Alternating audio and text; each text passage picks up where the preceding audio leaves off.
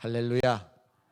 오늘은 기도의 유익을 경험한 다윗이라고 하는 말씀의 제목으로 함께 은혜를 나눌 텐데요. 원래 주보에는 다른 말씀이 준비되어 있었는데 제가 이번 한 주간 다윗에 대한 말씀을 가지고 특별 새벽 기도에 함께 보냈잖아요. 그리고 나서 금요일 날 이 오늘 시간에도 다윗에 관련된 말씀을 드려야 되겠다 이렇게 생각이 되어서 좀 말씀을 변경하게 되었습니다. 여러분, 우리가 다 잘 아시는 것처럼 시편은 많은 부분을 다윗이 썼습니다. 그래서 시편 두 편을 읽으면 거의 한 편은 다윗이 쓴 것과 마찬가지인데요. 그 다윗의 시편을 가만히 읽어보면 다윗의 마음에 일어나는 소소한 감정들, 또 작은 변화들, 그 흐름을 이렇게 볼 수가 있죠.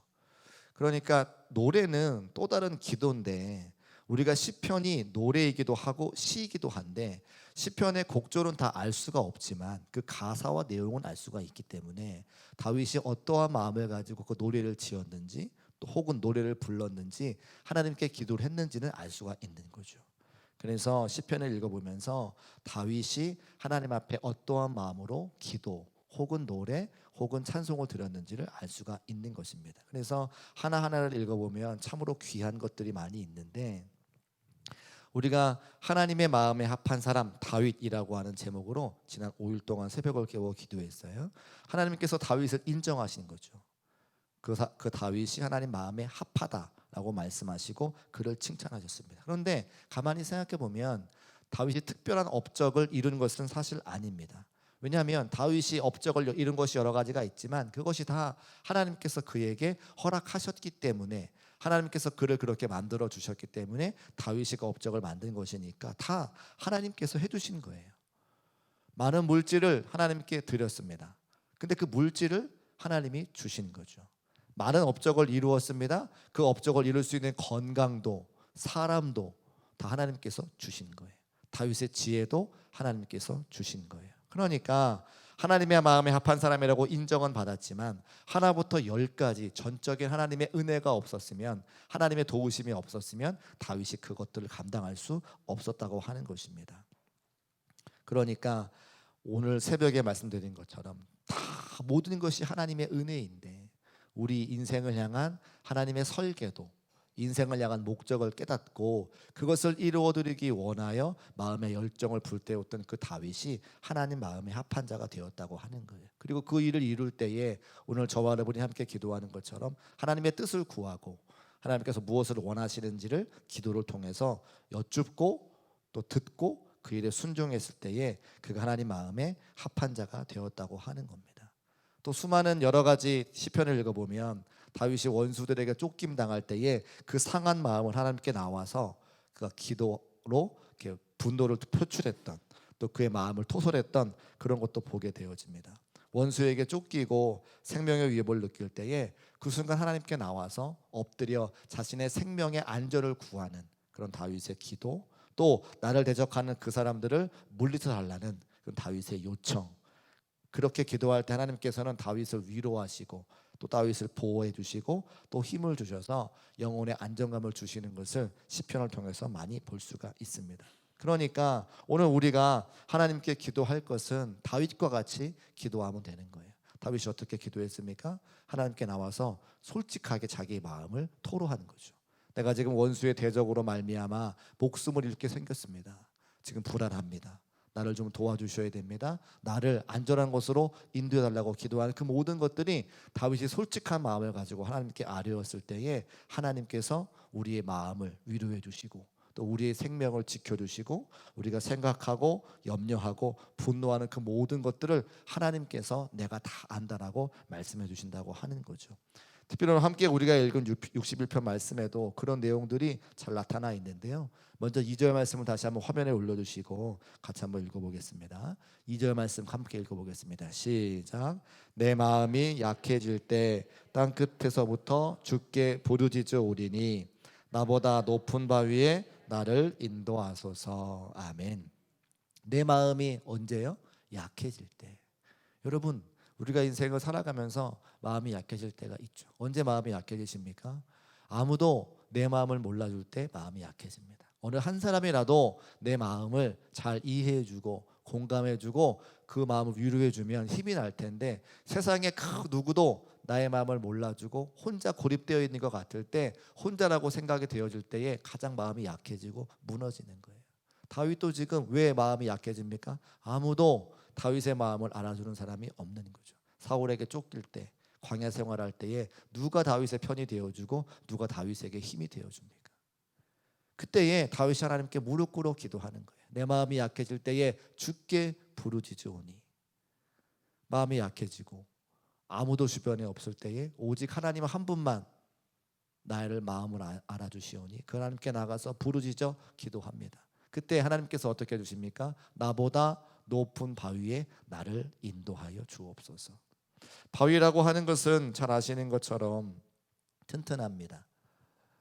바위는 단단하죠. 그 바위, 우리가 잘 알고 있는 반석이잖아요. 베드로의 유명한 고백을 다 아시잖아요.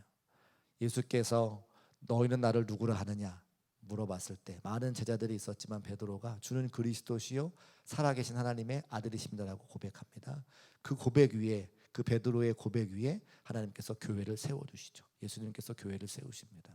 저 반석이라고 하는 것, 높은 바위라고 하는 것은 곧 반석을 의미할 것이고, 저 반석이라고 하는 것은 그 위에 세워진 교회를 말할 수도 있는 거예요. 우리가 어디 가서 하나님의 위로를 받습니까? 교회에 가서 하나님의 위로를 받는 거예요. 여러분의 눈물 날 때, 여러분이 혼자라고 느껴질 때에 세상에 그 어디를 가본들 우리에게 참된 위로와 소망을 주지 못하는 것은 이미 경험해서 아시는 거죠. 그런데 이 성전에 아무도 없을 때, 십자가의 불이 홀로 켜 있을 때 저 맨 뒤에 와서 그저 앉아 있으면 눈물이 나고 하나님의 은혜가 임하고 하나님께서 너의 마음을 안다라고 말씀하시는 그 하나님의 음성이 들려서 회복되어지는 역사가 많이 경험하신 여러분의 경험이잖아요. 저는 신학교에 가기 전에 참 고민이 됐습니다. 원래 저는 신학교를 가려는 것이 아니라 호텔 경영학과를 들어가려고 재수를 했기 때문에 신학교를 가려고 할 때 참 고민이 됐어요. 감신대, 감리고 신학대학교 여러분 다 아시잖아요. 저는 감신대가 뭔지 몰라가지고 감신대가 먹는 건가요? 이렇게 물어봤어요. 저를 가르쳐주던 교육 목사님이 제가 재수를 해서 시험 성적을 잘 받았으니까 감신대 가야지 그렇게 말씀하셨어요. 제가 그래서 감신대가 뭐예요? 이렇게 먹는 건가요? 이렇게 물어봤어요. 그런데 그 말이 한 귀로 듣고 한 귀로 흘려져 잊어지는 관계가 없는데 계속 생각이 나는 거예요. 그래서 제가 평생 처음으로 저의 인생의 앞길을 위해서 기도원에 혼자 올라갑니다. 그 전까지는 부모님과 함께 가든지 교회에서 함께 가든지 기도원에 갔는데 처음 저의 인생에 어떤 길을 하나님께서 원하시는지 알고자 제가 처음으로 기도원에 올라가요. 3일 금식을 작정하고 올라갑니다. 2시에 첫 번째 예배가 있어요.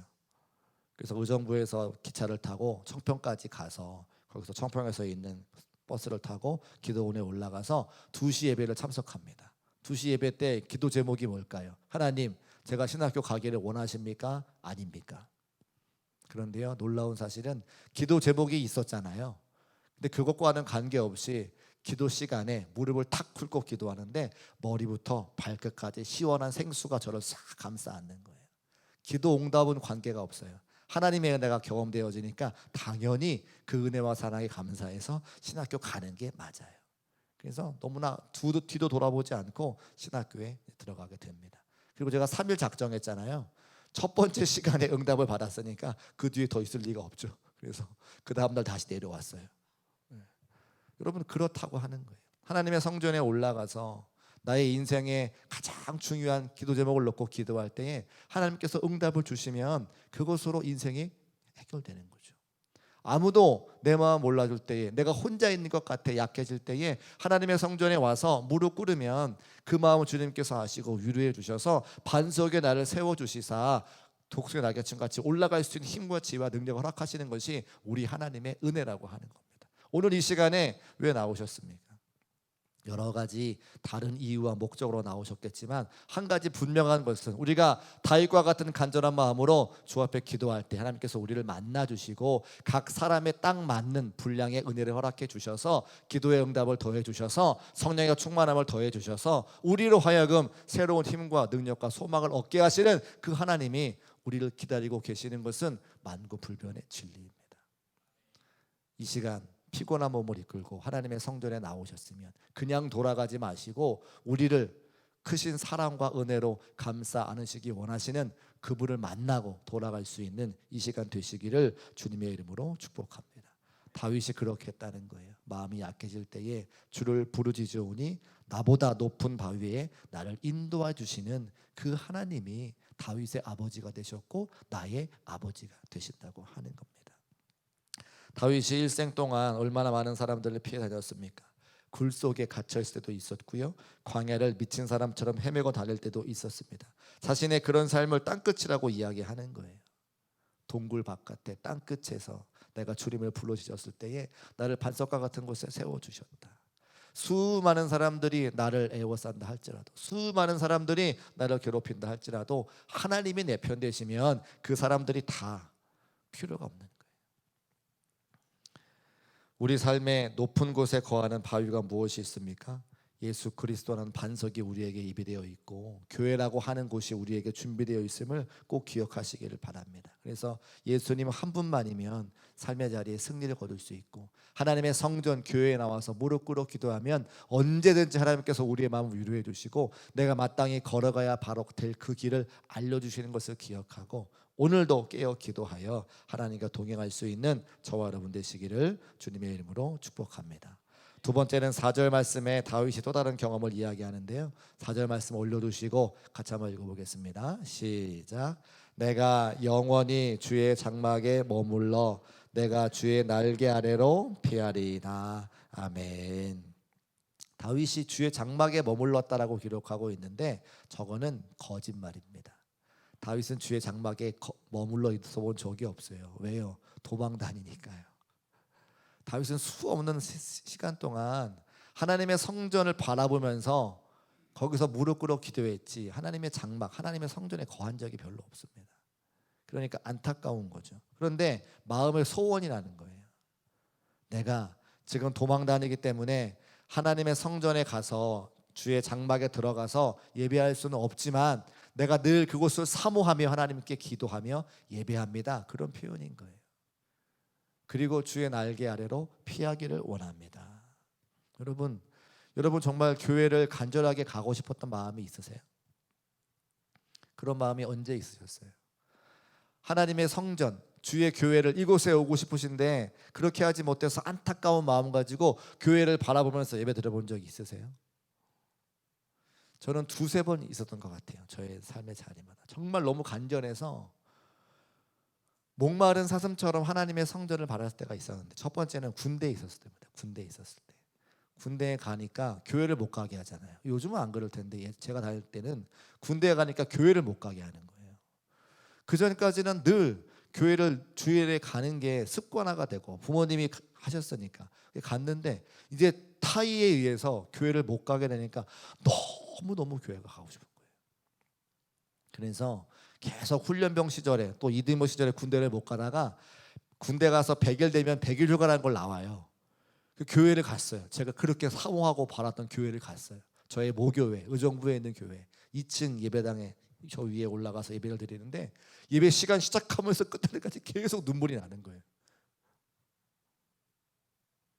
군복을 입고 다 큰 청년이 예배 시작하면서부터 끝날까지 계속 왜 눈물이 나는지 모르겠어요. 저도 창피했었어요. 그런데 제 안에 있는 영이 그렇게 사모하고 간절했던 하나님의 성전에 와서 예배를 드리니까 눈물이 아니고서는 표현이 안 되는 거죠.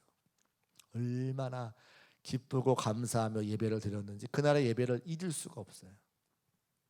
하나님의 성전을 사모하여 그 성전에 와서 예배를 했었을 때. 두 번째는 여러분 다 경험했듯이 코로나 때입니다. 코로나 때요, 성전의 문을 닫고 교인들이 오지 못하는 상태에서 카메라를 바라보면서 예배를 드리는데 울지 않을 수가 없었어요. 성도들과 만날 수가 없으니까 이제 이렇게 그 핸드폰 가지고 영상 통화하면서 예배를 드리는 거예요. 성도도 울고 저도 울고 그런 눈물의 시간들이 있었기 때문에 오늘의 예배가 얼마나 소중한지를 제가 압니다. 그래서 우리 사랑하는 찬양단과 함께 땀을 뻘뻘 흘리고 땀 냄새가 나지만 그렇게 열정적으로 예배할 수밖에 없는 것은 하나님의 성전을 사모했던 그날의 기억이 있기 때문에 이렇게 나와서 예배하는 것이 하나님의 전적인 은혜요 축복인 것을 제가 알기 때문에 열심히 예배를 하는 거예요. 여러분은 어떻습니까? 이 자리에 오시는 게 아무것도 아닌 것 같지만 여러분이 병들어 병원에 입원하 계시면 이 자리가 너무나 가고 싶어서 그 병원을 뛰쳐나오고 싶을 때가 반드시 생길 겁니다. 또 언젠가 우리에게 어떤 전염병이 올지 아무도 알 수 없는 거죠. 코로나와 같은 것이 또 오지 말라는 법이 있습니까? 우리의 미래는 아무도 알 수 없는 거예요. 그때 다시 한번 교회가 문 닫는다면 내가 그 전날 어제 정석으로 예배하지 못했던 바로 그때가 너무나 안타깝고 아쉬울 겁니다.